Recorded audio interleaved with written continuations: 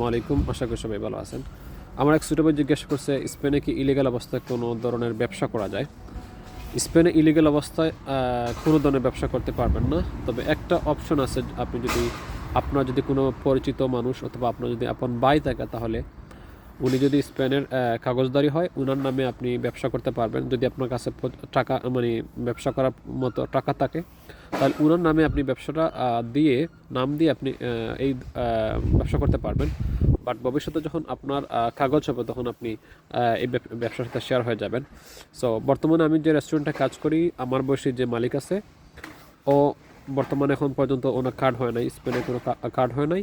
So উনি ওনার চাচার নামে বর্তমানে রেস্টুরেন্টের মানে সব কিছু আছে, ডকুমেন্টস। বাট ওনার যখন কাগজ হবে, তখন উনি এই ব্যবসার সাথে সংযুক্ত হয়ে যাবেন কাগজের মধ্যে। সো আপনারা এইভাবে করতে পারবেন।